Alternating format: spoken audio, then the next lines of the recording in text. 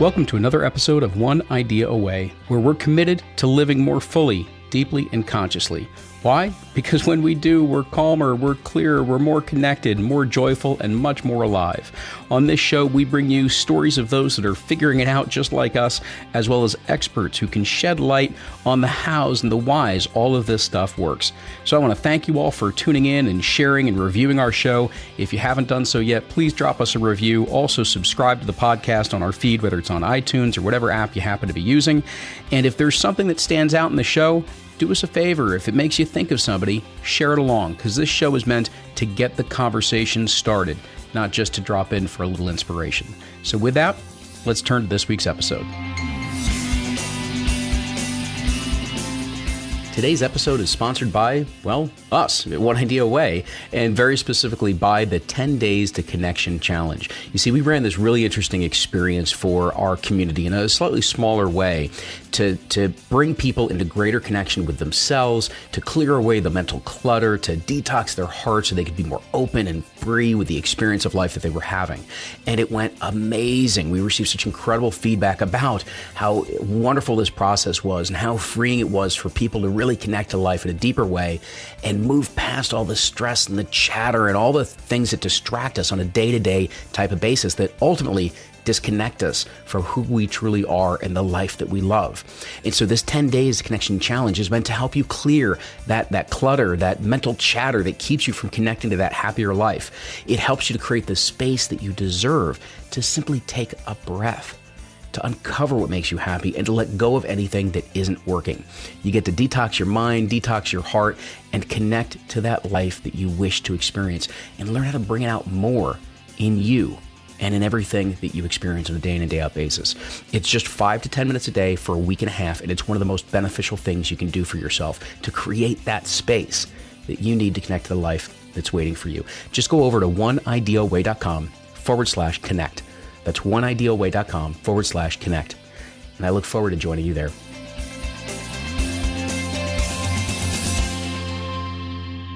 Awareness is freedom. It's something I very much personally believe. So much of what we struggle with in life seems to stem from a lack of awareness, and I mean deep awareness.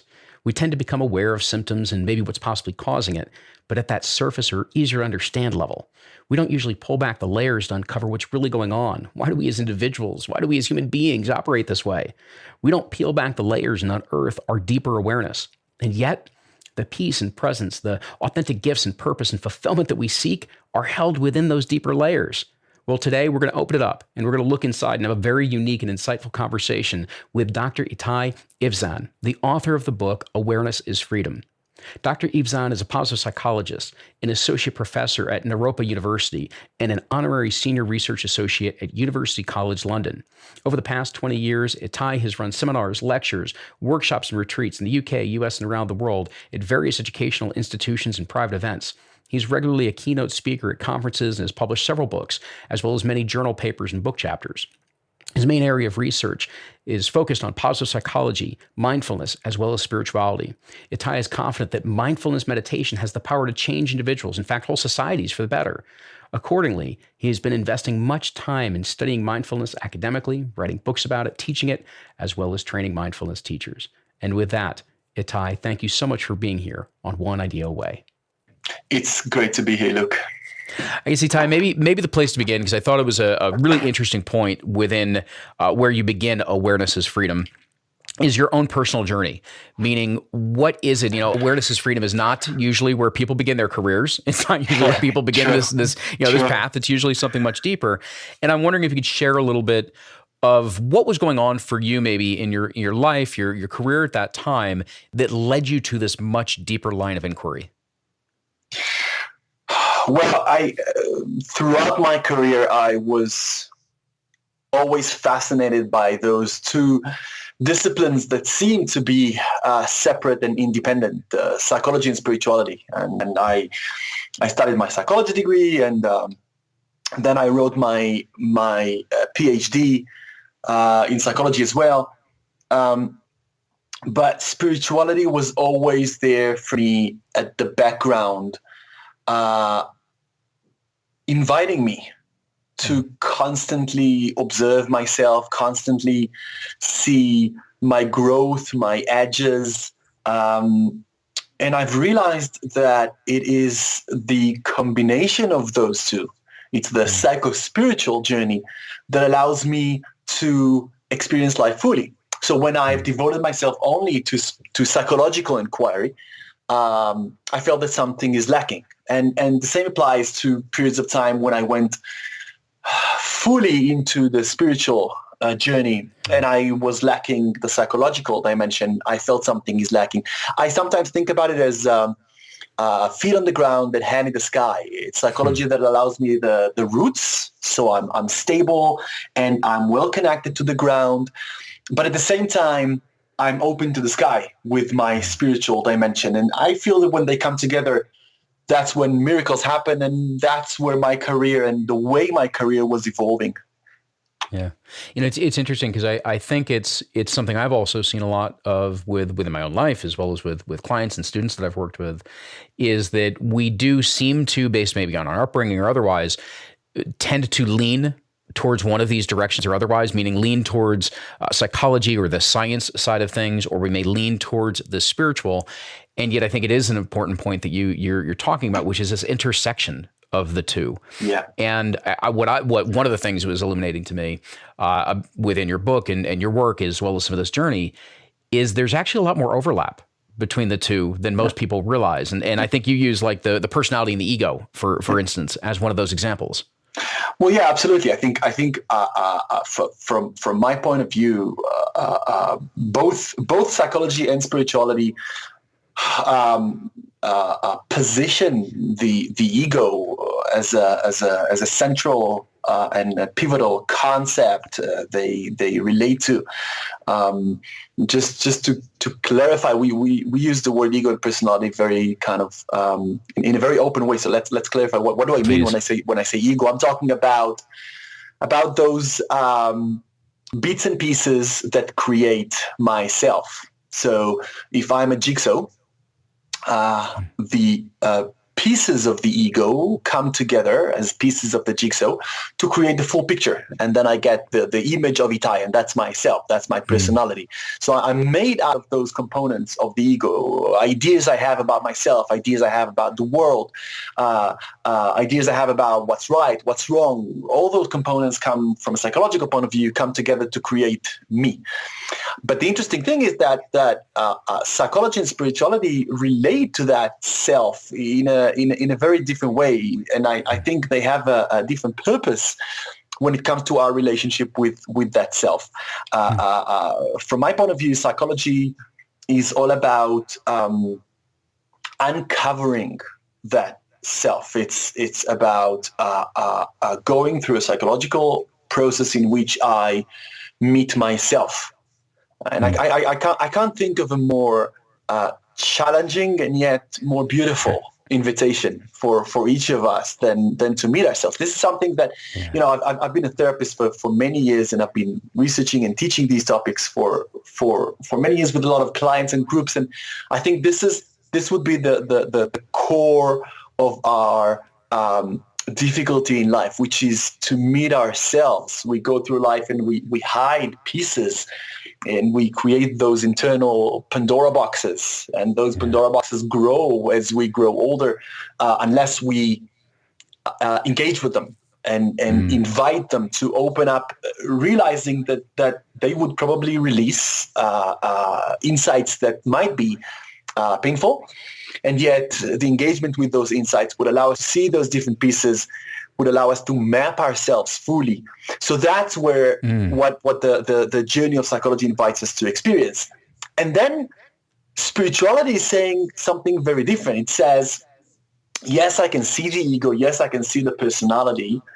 But the invitation we offer within the spiritual journey is to let go of them. So psychology invites me to be that which spirituality invites me to let go of. And when I let go of that idea of Itai as a separate thing, I get to experience what we call in transpersonal psychology the self-transcendence.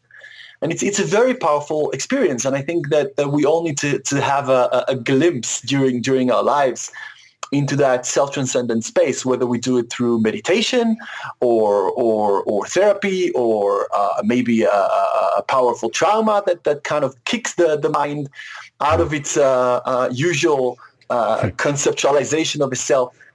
And then we get this wonderful relationship in which psychology invites us to uncover ourselves, spirituality invites us to let go of that self. And I think that instead of either this or that, which is, as you said earlier, the usual attitude, I would say we need both. I want to create a healthy self. I want to have this healthy relationship with an organic, flowing self within me. And at the same time, I want to have the capacity to let go of it under certain circumstances, because most of us, most of the time, we're restricting our own experiences because we're so attached to that self that we make choices, sometimes limited choices, because we can't see beyond the limitation of the self. So that relationship between the two is precious. I appreciate you kind of breaking it down and boiling it down that way, because I think it's one of the, kind of these confusing and misunderstood aspects of how all of these worlds meet. Because on the one side, I love that, I love the phrase of being able to meet ourselves, to be able to uncover who it is we truly are. And that's what most people, there's something very exciting about that, to be able to really truly step into who I am. And then they hear, okay, now don't be attached to that. Let it go. And it's like, wait a minute. But come on. Exactly. Come on. This has taken me 20 years, 30 years to do, 50 years to do. Exactly. And right. But what you're saying, and I just I want to make sure that I've totally captured this for everybody, is that it's the first part of this is a very healthy process of uncovering, to understand who we are and be healthy in who we are, and to allow ourselves to flourish. Kind of one of those pinnacles of positive psychology is to flourish within ourselves. Yep. And at the same time, to not become fixed within that image, so that it is still malleable, it's still flexible, it can still grow, it can still expand, because it's when we fix it that we've just reintroduced limitation right back and covered ourselves back up in some way. That's a beautiful description. That's exactly the case. And maybe a quick comment to do with the spiritual journey, because we frequently hear within the spiritual journey ideas such as the self or the ego are the enemy. We need to completely kind of annihilate them and remove them. They are an obstacle. I believe that this is not the right way to approach this. I love myself, but I also realize that when I am lost in the idea of that self, then I limit my experience in life. So all we're talking about within the spiritual journey is the capacity to choose within each moment whether or not I wish to bring forth the idea or experience of a self, or whether it's right for me to let go of it and approach the experience in a more open way. And that choice, which is something we acquire through years of practice, meditative practice, that's a huge gift. Absolutely. And so so let's get to that side of it, because I think that's kind of the meat of some of what it is that we want to describe here. Because when we are able to choose within that moment, to choose where we are going to place our awareness, where we're going to be aware from, meaning how is it that we're going to experience what it is that's unfolding, that's part of what we're talking about. And yet, as you said, years of practice to be able to choose that way. So perhaps let's begin maybe with that concept, just simply of what do you mean by awareness? And let's start to peel back. How does that impact what we really are truly choosing, so we can be very conscious in that choice and step into what you just described? Right. So what is awareness? Let's start there. Maybe we start with a simple example. I go down the street and I see this person, and this person suggests we sit for coffee, and I reply by saying, I don't have time. I need to go somewhere. See you some other time. And I move on. And on a very superficial level, I will say to myself, I didn't have time, and so I went to wherever I need to go to. Underneath that statement of I didn't have time, there is some boiling psychological movement within me. Perhaps I've been hurt by that person. Perhaps that person reminds me of someone that hurt me in the past. There are numerous kind of potential reasons for the undercurrent of consciousness that flows under my choice. Each and every moment within our body, within our mind, we have a movement of sensations and a movement of realizations. I would say that most of the time, most of us do not see what's happening there. We are not in touch with those deeper layers of the mind. We're not in touch with those sensations in the body. And when that's the case, we're missing out on an incredible pool of insights and knowledge that would have been able to take us through life in a much wiser way, because then we would have been in touch with what's right for us. I said all that because it brings me to the heart of the question, which is, what is awareness? Awareness is the tool through which we see all those insights that are bubbling within us 24/7. And for some of us, that tool is something we have been working with for years and consciously honed so that we could see all those things that are happening. And for many of us, it's almost a forgotten piece that we use if it offers kind of a potentially 100% knowledge and insights. We use 2% of that 100%, the edge of that incredible tool, and thereby only recognize superficial, basic insights to do with ourselves and others.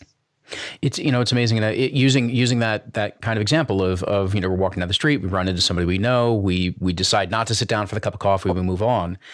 It's that part of what you're describing is that most of us, from the unaware side of how we maybe operate on this kind of default mode of who we are and how we live our lives and experience our lives, there's almost no separation between what actually occurred, meaning running into a friend, being invited for coffee, and moving along because we've got something that we need to do or go to, and the next thoughts that continue, meaning that stream of narration, that story, the thoughts and the feelings and everything else that flood.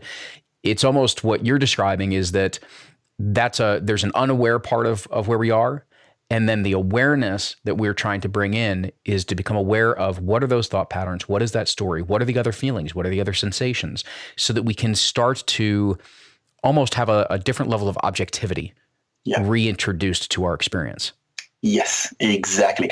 And that's why I call this work Awareness is Freedom. Yeah. Because when you get that kind of deeper objectivity or deeper observation, in other words, when you start seeing yourself, then you are not shackled to those automatic reactions that you used to be a slave to when you were unaware. Thereby, you become free. Yeah. And so tying some of these thoughts together then is that a lot of those automatic reactions, they stem from what is known as our ego, meaning that the ego is all of the different puzzle pieces, it's all of the different things, all the different experiences, all the different beliefs and ideas and everything else, and that informs our way of seeing and experiencing the world. And our actions and reactions obviously stem from that. They're consistent with whatever those experiences and amalgamation happens to be, and it's there. And what we're not aware of is exactly how that's playing out for us. And so, if we want to to change our lives, experience life differently, we need to start unwinding this type of process. We need to start unwinding this type of conditioning. And I guess maybe that's part of, because I know one of the things that you talk about is how we begin to separate this idea of unaware thinking and aware thinking, and how do we start to move to a more aware place? How do we begin to do that? Right? Because we're so involved in the stories and the experience of what we're doing on a day-to-day type of basis. How do we begin to separate or reintroduce that objectivity so that we can become more aware and unwind those things that may keep us more limited than we realize? Right. So I've been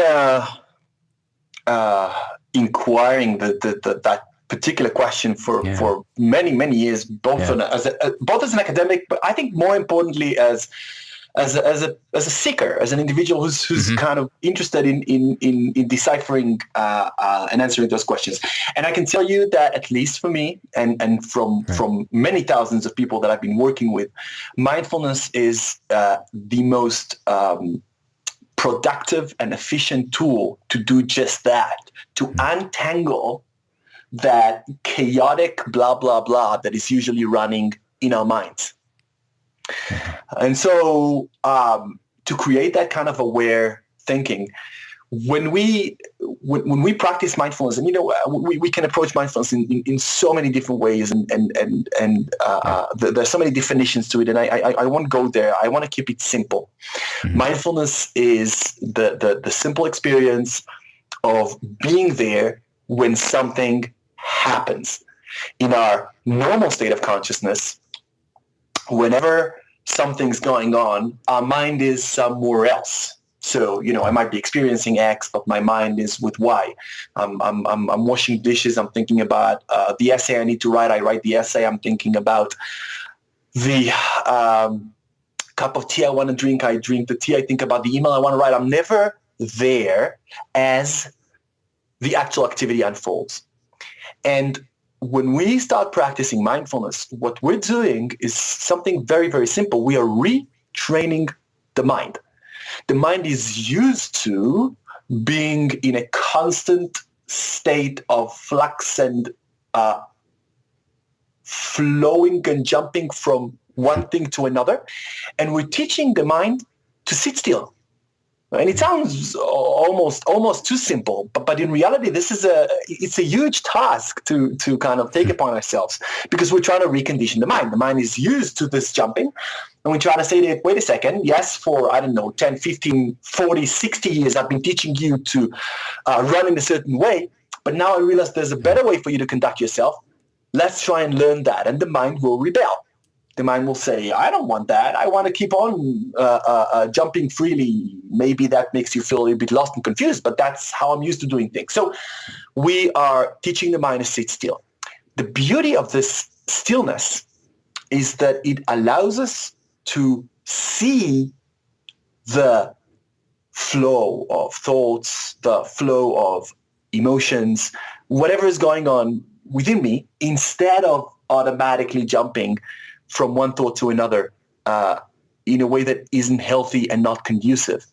And so, basically answering your question, the most effective practice I have found to do that kind of work, to do that kind of aware thinking, where I don't get lost. You see, the word lost is very important in our discussion here, because we are so frequently lost in our head, lost in our emotions, right? So I have this beginning of an anger towards this person, and a few minutes later I'm lost in this whirlpool of anger. Or I have this beginning of a thought about how uncomfortable I am with my boss, and a minute later I'm lost in a train of thoughts that might take 20 or 30 minutes before I quote unquote wake up and realize, whoa, I'm lost there, right? So this is unaware thinking. This is where I get lost in my thinking processes. Aware thinking would be an experience where my thoughts are observed by my own awareness. I can see my train of thought. I can choose whether it's taking me into a healthy place that feels right, or I should let go of this, perhaps move inside, perhaps move into another set of thoughts, whatever it is, but I can choose. And that's the crucial point here, choosing. So so many things come up out of that. Number one, I really appreciate you bringing mindfulness into that. That's certainly a topic that we touch on quite frequently on this show, because it continues to pop up as one of those techniques, methodologies, whatever we're going to call it, right? That so many people are turning to at this point. If we'd only listened to 2,500 years ago and not taken a few detours, right? Right. And so, but what you're describing is that there's a not only a reconditioning, there's almost an unlearning and an unconditioning, so that we can recondition. That type of process opens us up to. I love the example that, or just the discussion of the reactivity of where we go and how quickly we get lost, because it is, our brains are wired a certain way. Part of it is ego and the personality stuff we were talking about before, but our brains want to be efficient. They want to be a little bit lazy. They want to already draw conclusions and use stuff it already knows. It doesn't want to think about things new. So there's all sorts of other brain processes that are going on in the background that can keep us stuck. Right. Mindfulness slows that down, and it says, hey, wait a minute. Let's look with fresh eyes and see what's really going on here. Yeah, exactly. Right, let's see. So why are we reacting? What is that reaction? Will this lead us to where it is that we want to go? And I think that's the extraordinary simplicity in terms of understanding. Obviously, always easier said than done. But the simplicity of understanding is that with awareness, there is so much that opens up, because there's so many options and so many new paths and so many things that we can consider that we usually have eliminated. And now all of a sudden, it's like we're putting everything back on the table for us to take a look at and say, okay, well, how do I want to mix this up differently this time and try something new? So, just a quick kind of link here that I want to make with positive psychology, because what you took the discussion into a place that I love, which is that we're not just changing the quantity of our awareness, as in making it more focused, but also the quality of that awareness. Yeah. The quality changes. It becomes more open. It becomes more compassionate. It becomes more patient. So we bring a lot of wonderful changes to the quality of that awareness. And all of that is, and through years of research, we can see in positive psychology, all of that is linked to so many important dimensions of positive transformation. So positive transformation requires courage. Positive transformation requires deeper experiences of flow. Positive transformation requires greater level or deeper level of hope. So there's a long list of topics that are at the heart of positive psychology. And what we know from research is that they're all enhanced by the changes in the quality of our awareness as a result of mindfulness practice. Yeah, absolutely. It opens so many things for us. And I think there's one thing that I also wanted to bring back, because we were talking about this before, and I want to take it to this deeper connection. We talked about how on the psychology side of things, it helps us both understand as well as meet ourselves. And between psychology and the infusion of what we've talked about with spirituality and mindfulness and the quality of the awareness that's coming in there, we get into this place, we open ourselves up to this greater freedom. We can see through more clearly the things that have been conditioned, and we're not being as controlled by them in the past, in the now as we used to be. And what that opens us up to is this idea of meeting our authentic selves.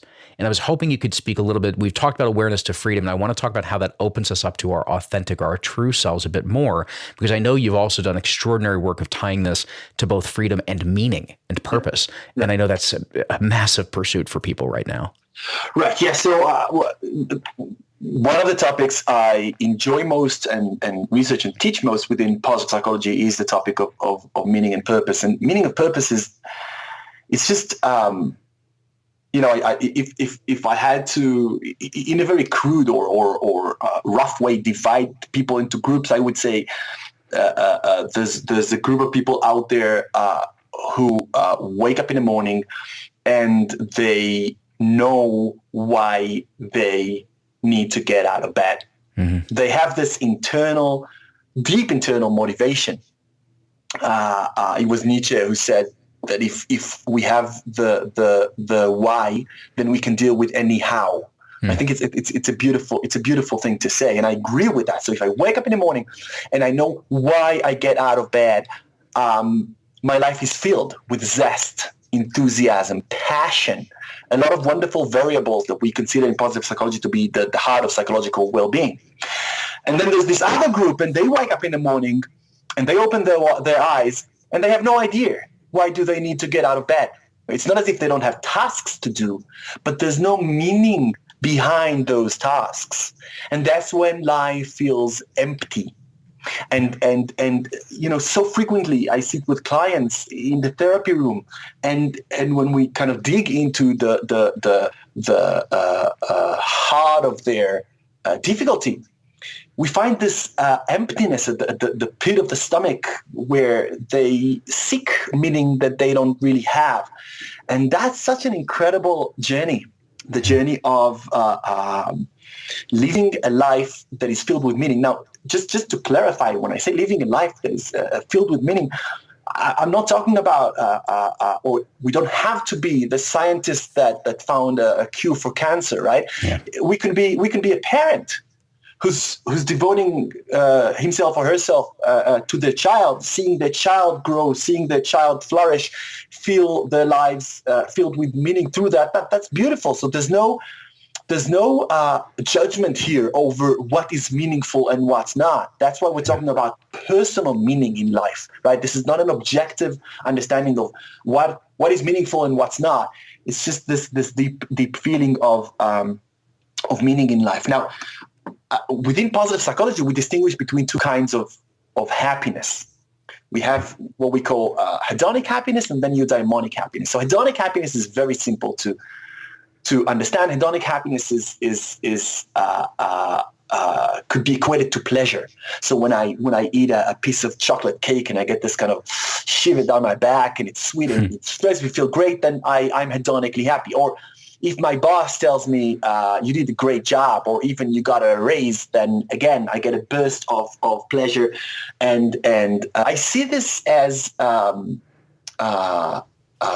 fuel in the car that drives in my eudaimonic journey. And I'll talk about eudaimonia in a second, but that's like the fuel. It's like it energizes me through the path of life. And we need those energizing moments. But what we find through research is that the more stable, the more consistent, the deeper experience of happiness is what we call eudaimonic happiness.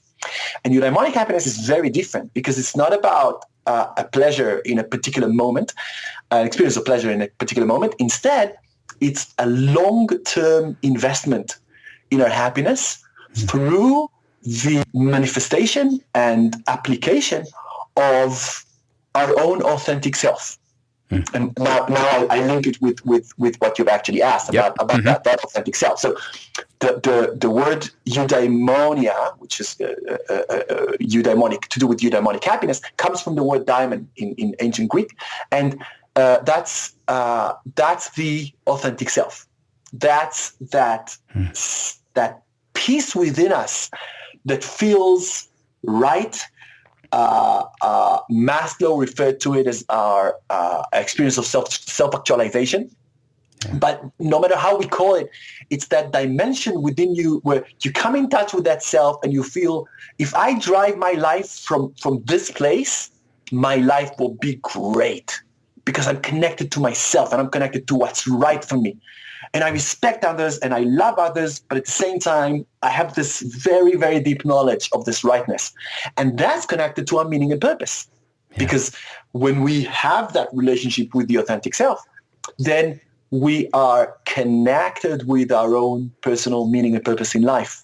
And then we allow ourselves to choose according to that meaning and purpose. This is answering the meaning and purpose of your life is perhaps the greatest gift you could offer yourself. Because then when you make choices, who are the people that I surround myself with? What job do I take? Where do I spend my free time? All those answers could be, all those questions could be answered very easily when I am sitting comfortably within that experience of the authentic self and the knowledge of my meaning and purpose. And when they're not answered, this is when I feel confused and frequently lost. Yeah. So I think there's two things. One kind of small point, but very important one, and then tying this bigger point together. The one small point is I love the fact that you described when we start to get connected to that sense of meaning and purpose, then we can figure out not just the relationships, but the job. And the reason why I point that out is, again, everybody, job is not the purpose. Job is an expression of the purpose. It's something that serves the purpose. It serves the meaning that's behind there. And it's part of the equation, and it's part of what, getting to the bigger point, why awareness is so critical, is that we start to become aware of all of the things that have been conditioned within us, things that we've taken on or things that society or our parents or teachers or whomever passed along that we absorbed that are really not who we are. And we're striving for things that may not be what we want to be striving for. And awareness opens us up. It peels all those things away. And then it does, and we can't gloss over what you said on this. It gives you space that all of a sudden you become aware of that deeper feeling of being connected to something that is highly meaningful for you. And I think we do all experience that. The challenge is that most of us aren't aware of it. So we're not aware when we're connecting at that level. We know it feels good, but don't really know what's going on there. And we're talking about clearing that space, opening up that awareness, having that freedom so that when you do connect to it, because it does take some experience, it might take some trial and error. It might take going through a lot of different inquiry to figure out what really truly brings you alive in this type of capacity. Yeah. But as you go through that with awareness, boom, you hit it and you know you're connected now. And you just feel it and you can go into it even further. So I think Itai, it's just it's so critical of how all of this stuff fits together. It's really, really incredible. But that foundation of awareness is just, it's that linchpin for so much of this. And I really appreciate the way that you highlight that. I guess, Itai, one of the ways I like to bring this down, and obviously you can riff off of this as you choose, but we like this show to be the beginning of a conversation, meaning that for our listeners, those that are part of our community platform and things like that, very often that this is the beginning of a longer conversation, a longer inquiry or exploration for themselves.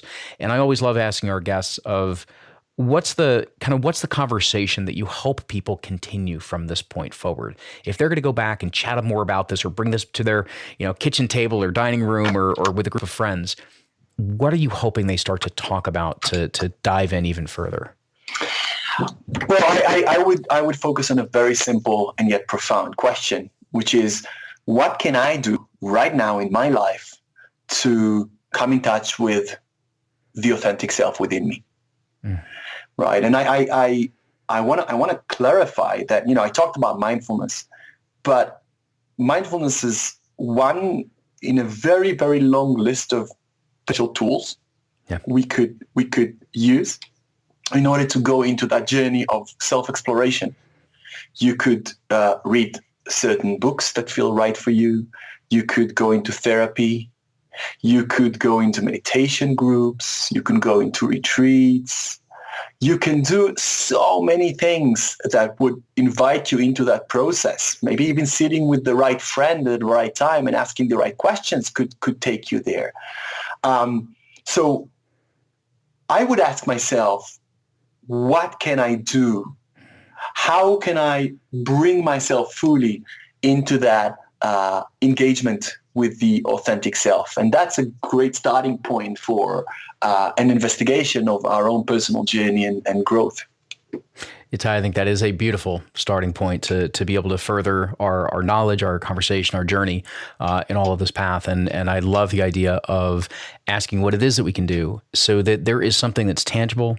There's something maybe we can put on the calendar, something that really allows us to move forward and not allow our past, our conditioned selves to just kind of continue to run the routine, as it were. So Itai, I want to thank you so much for coming here, for sharing this conversation on awareness and how awareness relates to freedom as well as meaning and purpose and the well-being and happiness that creates in our lives. And thank you so much for being here and sharing all of your wisdom and insight with us. Thank you, Luke. It was great to be part of this process. Thank you. Again, everybody, it's Dr. Itai Ivtzan. And the most recent book is Awareness is Freedom. But if you look that up and you look up Itai, you're going to find quite a few other books as well, because he has been at this and is an extraordinary expert within these fields. And so I want everybody to kind of just take that chance and over this next week, consider what it is that you can do to continue this journey for yourself. Take a look at your life and as the routines and the patterns that are there, and just try and gather that extra 30 or 60 or 90 seconds of awareness to ask yourself, what's really going on?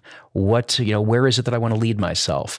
How is it that I can break from maybe old patterns or old conditioning and move closer and closer and closer to my authentic self? As always, I want to thank you for joining us here on One Idea Away. And until next time, continue to enjoy the journey. Hey, as this episode is wrapping up, you may be asking yourself, what's next? Well, what's next? I hope that you've been joining in on the monthly live cast that we do for the One Idea Away community.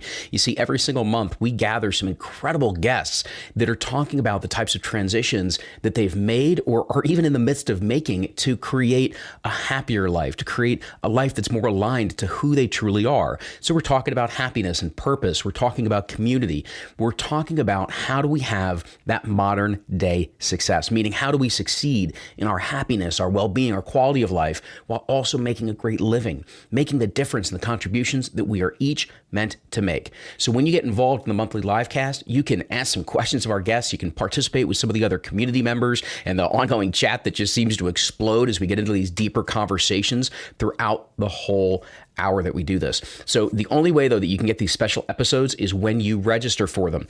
It is free, but you got to register to get involved and continue the conversation as we're always talking about. So just hop on over to oneideaaway.com/livecast and to oneideaaway.com/livecast.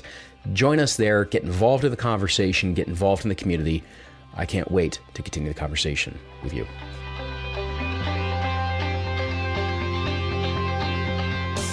Thanks for listening to today's episode. If you really enjoyed it, do me a favor, let us know. You can keep the conversation going and send us a message on our Facebook page, which is simply One Idea Away. Go ahead and tag me in the post or even just direct messages. Also, I would be incredibly grateful if you could share this episode along with someone that you believe could benefit from hearing the ideas and the messages that we got into. That's pretty much why we do this. So you can just go ahead and share it from your app or email it along, whatever works for you. The point is to share, to talk, to discuss, and keep the dialogue going, because it's in those conversations that ideas can take hold and create profound shifts in perspective. That's what allows us to live life more fully, deeply, and consciously. As always, we would love to see you post a review for the podcast in iTunes or whichever app you're using. And until next time, remember, you're never more than one idea away from a whole new reality. This is Luke Iorio and One Idea Away, signing off.